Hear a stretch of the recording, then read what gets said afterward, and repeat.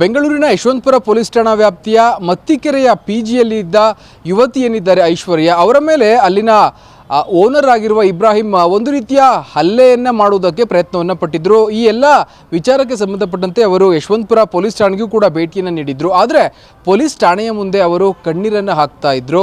ಈ ಒಂದು ವಿಚಾರ ತಿಳಿದ ಗ್ಯಾರಂಟಿ ನ್ಯೂಸ್ ಪ್ರತಿನಿಧಿಯಾದಂತಹ ನಾನು ಅಲ್ಲಿಗೆ ಹೋಗಿ ಏನಾಯಿತು, ಏನು ಆಗಬೇಕಾಗಿತ್ತು ಎಲ್ಲ ವಿಚಾರಗಳನ್ನ ತಿಳಿದುಕೊಡ್ತೀನಿ. ಆದರೆ ಈ ಒಂದು ವಿಚಾರ ಸಾಕಷ್ಟು ಜನರಿಗೆ ಇನ್ನೂ ಕೂಡ ಕನ್ಫ್ಯೂಷನಲ್ಲೇ ಇದೆ ಅಂತಲೇ ಹೇಳಬೇಕು. ಯಾಕಂದರೆ ಏನು ಕೆಲಸ ಆಗಬೇಕಾಗಿತ್ತು, ಅದೇ ರೀತಿ ಏನಾಯಿತು, ಇವೆಲ್ಲದರ ಬಗ್ಗೆ ಇವತ್ತು ನಿಮಗೆ ತಿಳಿಸುವ ಕೆಲಸವನ್ನು ಮಾಡ್ತೇನೆ. ಅಷ್ಟಕ್ಕೂ ಇದೇ ತಿಂಗಳ 4ನೇ ತಾರೀಕು ಏನು ಆ ಪಿ ಜಿಯ ಓನರ್ ಇದ್ದಾನೆ ಇಬ್ರಾಹಿಂ, ಆತ ಆ ಪಿ ಜಿಗೆ ಬರ್ತಾನೆ ಸುಮಾರು ಸಂಜೆ 7 ಗಂಟೆಯ ಸಂದರ್ಭದಲ್ಲಿ.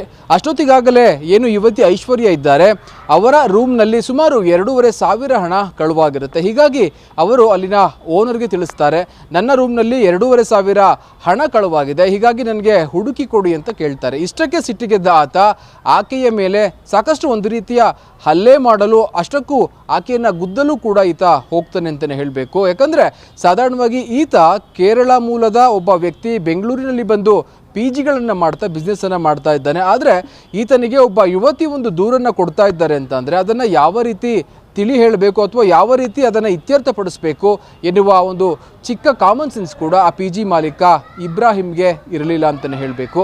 ಇದೆಲ್ಲ ಆದ ನಂತರದಲ್ಲಿ ಏನು ಆ ಯುವತಿ ಇದ್ದಾರೆ ಅವರು ಆತನಿಗೆ ಮಾಹಿತಿಯನ್ನು ಕೊಡ್ತಾರೆ. ಆತ ಏನು ಮಾಡಬೇಕಾಗಿತ್ತು ಅಂತ ನಾವು ನೋಡ್ತಾ ಹೋದರೆ CCTVಯನ್ನು ಪರಿಶೀಲನೆಯನ್ನು ಮಾಡಿ ಯಾರು ಆಕೆಯ ರೂಮ್ಗೆ ಎಂಟ್ರಿ ಕೊಟ್ಟಿದ್ದಾರೆ, ಯಾರು ಹಣವನ್ನು ತೆಗೆದುಕೊಂಡಿದ್ದಾರೆ, ಇವೆಲ್ಲ ವಿಚಾರವನ್ನು ಮಾಡ್ಬೋದಿತ್ತು.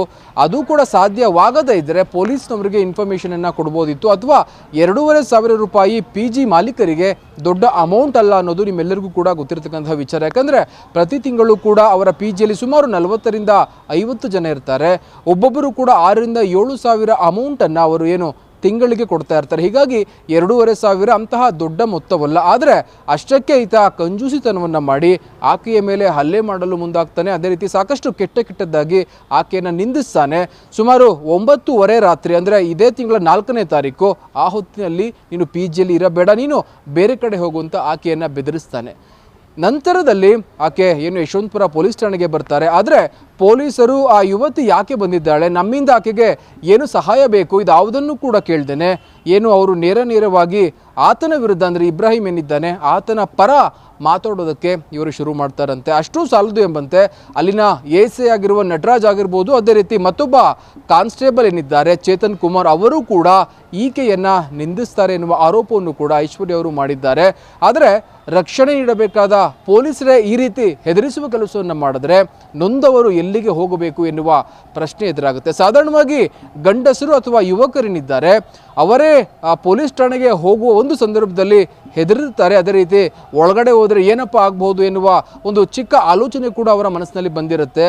ಆದರೆ ಸುಮಾರು 9:30 ರಾತ್ರಿ ಸಮಯದಲ್ಲಿ ಏನು ಯುವತಿ ಐಶ್ವರ್ಯ ಇದ್ದಾರೆ ಅವರು ಪೊಲೀಸ್ ಠಾಣೆಗೆ ಹೋಗ್ತಾರೆ. ಆದರೆ ಅಲ್ಲಿ ಪೊಲೀಸರು ಯಾವ ರೀತಿ ಅವರನ್ನು ನೋಡ್ಕೊಳ್ತಾರೆ, ಯಾವ ರೀತಿ ಒಂದು ಬೆಂಬಲವನ್ನು ಕೊಡ್ತಾರೆ ಅಂದರೆ ನಿಜವಾಗಿಯೂ ಅದು ಕೆಟ್ಟ ರೀತಿಯದ್ದಾಗಿರುತ್ತೆ. ನಂತರದಲ್ಲಿ ಗ್ಯಾರಂಟಿ ನ್ಯೂಸ್ನ ಪ್ರತಿನಿಧಿ ಅಂತ ನಾನು ಅಲ್ಲಿಗೆ ಭೇಟಿಯನ್ನು ನೀಡಿ ಆ ಒಂದು ಕೇಸ್ನ ಬಗ್ಗೆ ಪೊಲೀಸರ ಬಳಿ ವಿಚಾರಣೆಯನ್ನು ಮಾಡಿ ನಂತರದಲ್ಲಿ ಒಂದು NCR ಕೂಡ ದಾಖಲಾಗುತ್ತೆ. ಅಲ್ಲಿಯವರೆಗೂ ಕೂಡ NCR ಕೂಡ ದಾಖಲು ಆಗಿರೋದಿಲ್ಲ ಅನ್ನೋದು ಕಟು ಸತ್ಯ ಅಂತಲೇ ಹೇಳಬೇಕು. ಇದೆಲ್ಲ ಆದ ನಂತರದಲ್ಲಿ ಪ್ರಸ್ತುತವಾಗಿ ಏನಾಯಿತು ಆ ಕೇಸ್ನಲ್ಲಿ ಅಂತ ನಾವು ನೋಡ್ತಾ ಹೋದರೆ 2,500ಕ್ಕೆ ಆ ಒಂದು ಜಗಳ ಶುರುವಾಗಿ ಸದ್ಯ ಆತನ ವಿರುದ್ಧ ಒಂದು FIR ಕೂಡ ದಾಖಲಾಗಿದೆ. BNS ಸೆಕ್ಷನ್ 3ರ ಅಡಿಯಲ್ಲಿ ಅಂದರೆ 3 ಸೆಕ್ಷನ್ಗಳ ಅಡಿಯಲ್ಲಿ ಒಂದು FIR ದಾಖಲಾಗಿದೆ. ಆ ಒಂದು ದೂರಿನಲ್ಲಿ ಯಶವಂತಪುರ ಪೊಲೀಸ್ ಠಾಣೆಯ ಎ.ಸಿ ಆಗಿರುವ ನಟರಾಜ್ ಅದೇ ರೀತಿ ಕಾನ್ಸ್ಟೇಬಲ್ ಚೇತನ್ ಅವರ ಹೆಸರು ಕೂಡ ದೂರಿನಲ್ಲಿ ಮೆನ್ಷನ್ ಆಗಿದೆ. ಇಷ್ಟೇ ಸಾಲದು ಎಂಬಂತೆ ಏನು ಇಬ್ರಾಹಿಂ ಒಂದು ಪಿ ಜಿಯನ್ನು ನಡೆಸ್ತಾ ಇದ್ದಾನೆ, ಆ ಪಿ ಜಿಯ ಬಿಲ್ಡಿಂಗ್ ಏನಿದೆ ಅದರ ಮಾಲೀಕರು ಕೂಡ ಆತನಿಗೆ ಸ್ಪಷ್ಟ ಎಚ್ಚರಿಕೆಯನ್ನು ಕೊಟ್ಟಿದ್ದಾರೆ. ಇನ್ನು ಕೇವಲ 3 ತಿಂಗಳಲ್ಲಿ ನೀನು ಪಿ ಜಿಯನ್ನು ಖಾಲಿ ಮಾಡಬೇಕು ಅಂತ. ಯಾಕಂದರೆ 2,500ಕ್ಕೆ ಶುರುವಾದಂತಹ ಜಗಳ ಅದು ಪೊಲೀಸ್ ಠಾಣೆಗೆ ಬರುತ್ತೆ.